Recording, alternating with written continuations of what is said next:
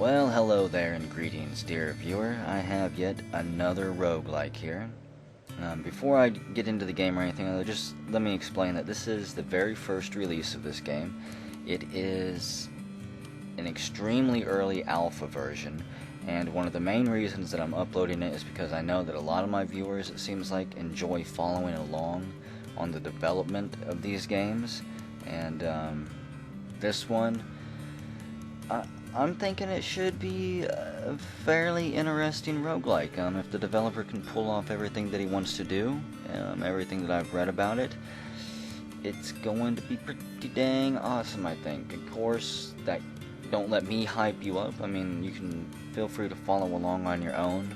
I'll have all of the relevant information down in the description if you want to download the alpha version yourself here, or if you just want to follow along on like the Bay 12 forum. And I should even have a link to the developer's blog. But if you haven't read it yet, this is Ultima Ratio Regum, and it, like I've mentioned, is an extremely interesting roguelike in my opinion. I like the direction that it's taking. This video is also probably going to be fairly short because at the time, I don't think there's a whole lot to do in the game.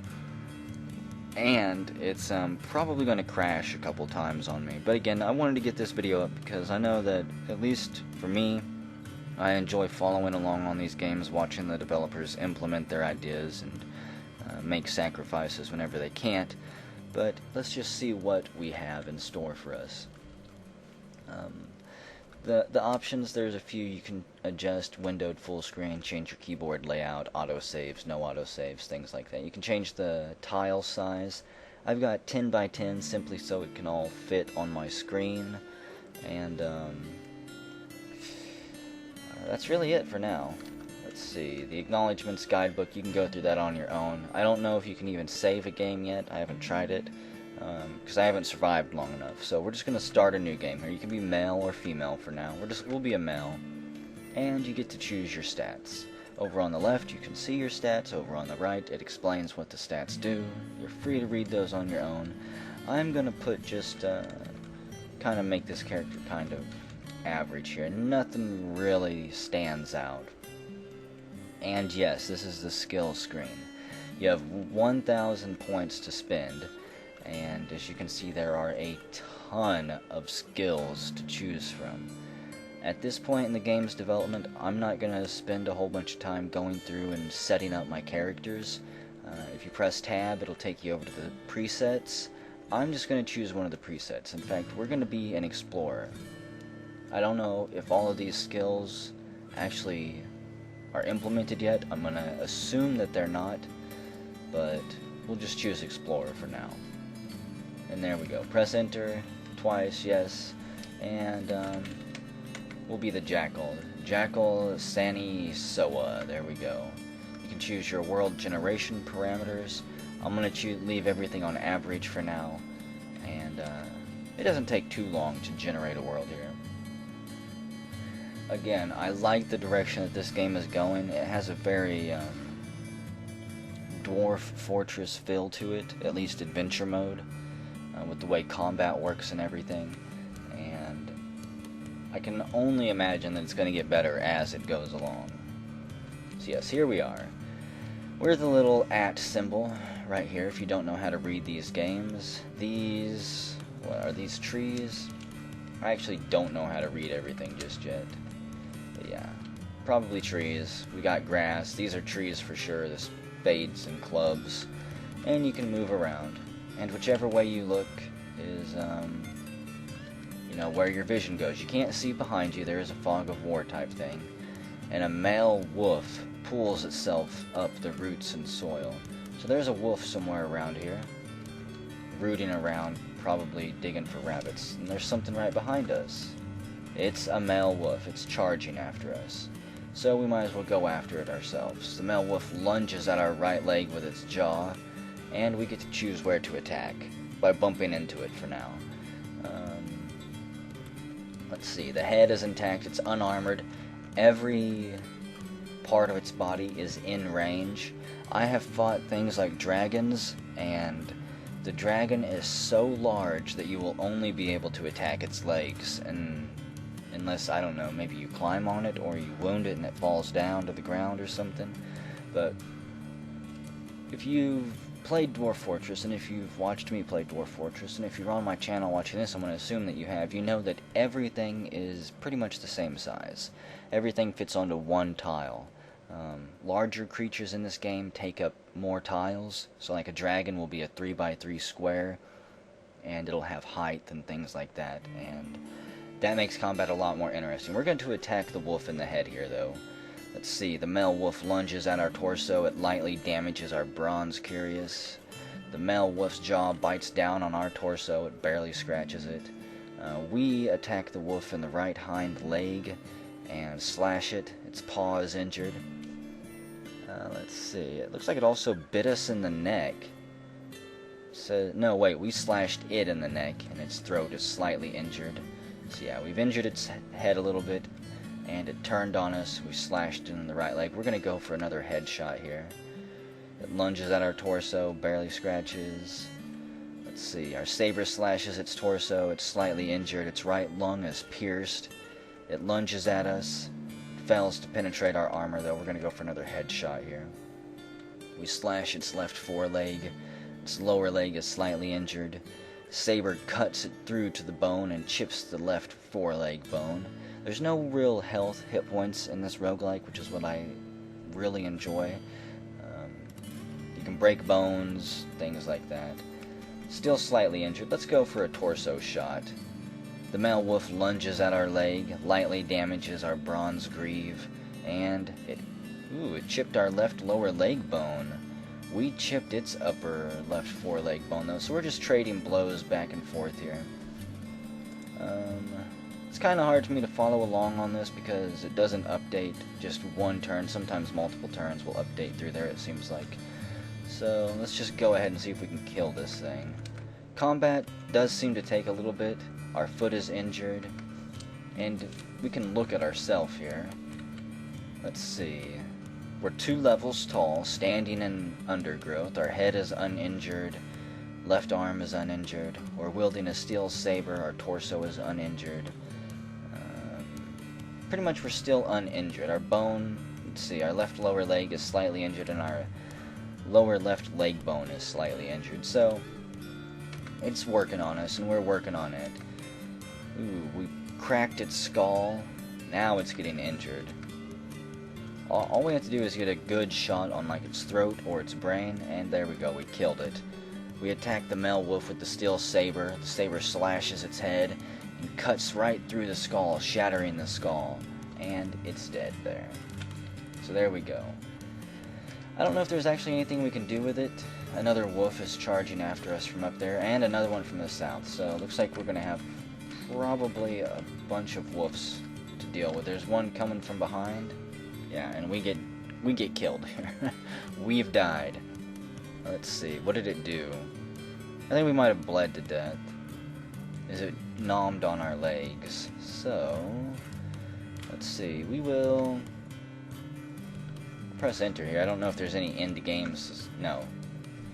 The end game statistics are not yet implemented. So escape will take us back to the main menu. And let's try at least one more character here.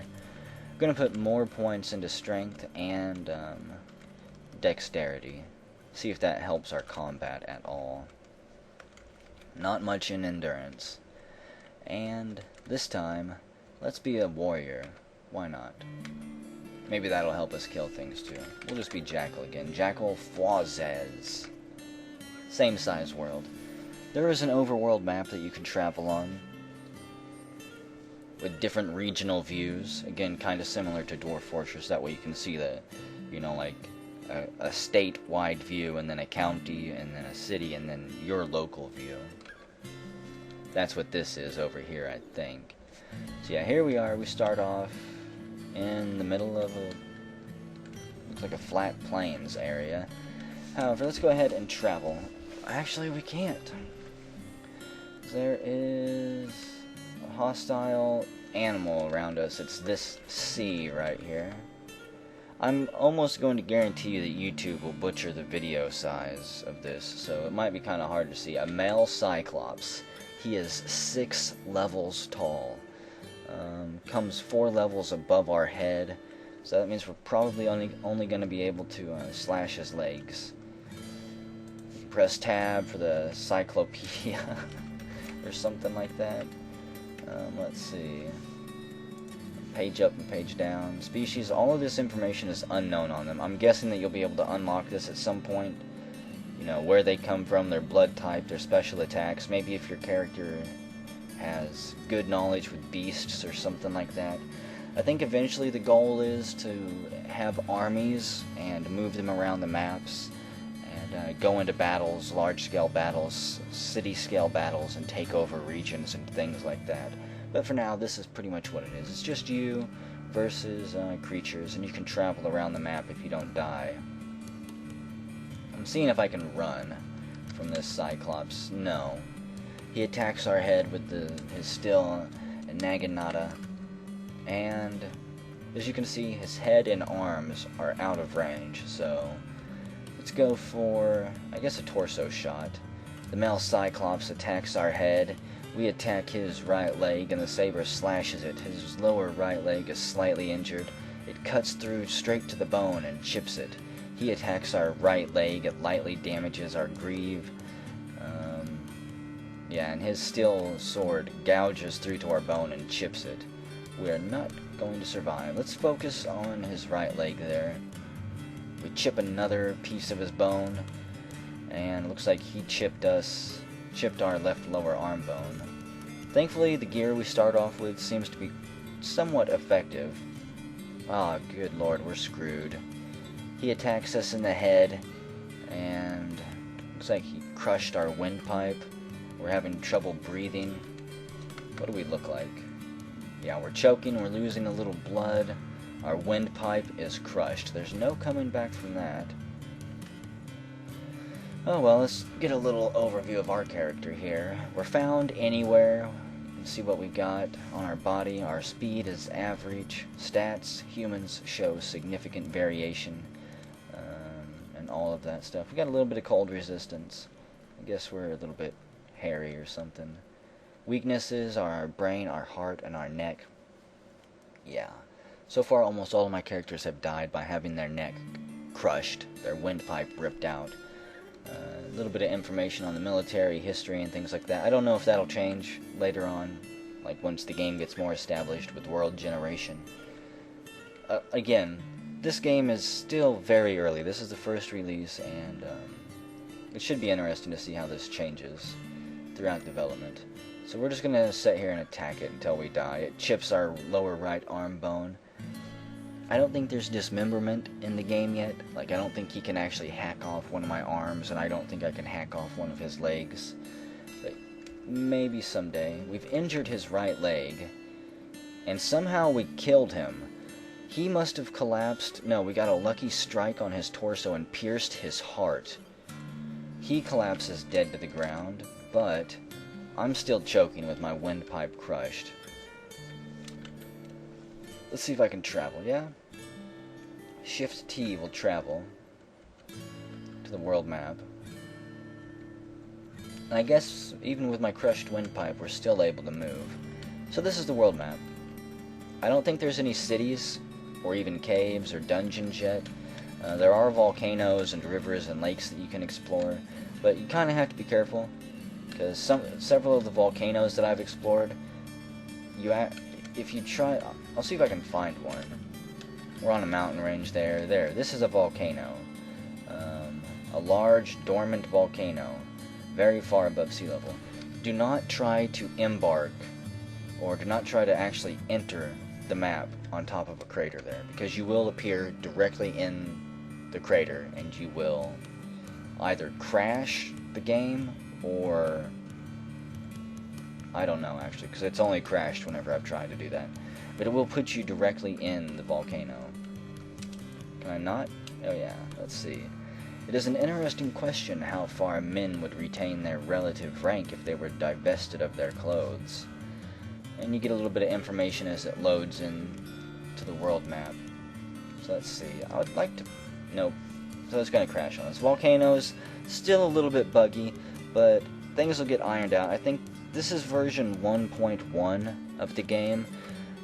Tomorrow, which will probably be whenever I upload this, I think he's going to upload version 1.2, which he says is going to fix a few more bugs, and then he's going to take a little bit of break and work on version 0.2. So, again, if you want to play the game, if you want to follow along in development, all of the relevant information will be down in the description. And I will be making more videos of this in the future, probably every time the game is updated or a major release comes along. I'll try to release a couple videos on it, depending on how much there is to do. At first, it's just gonna most likely be small leaps and bounds, so don't expect too much just yet. But you might be able to have a little bit of fun.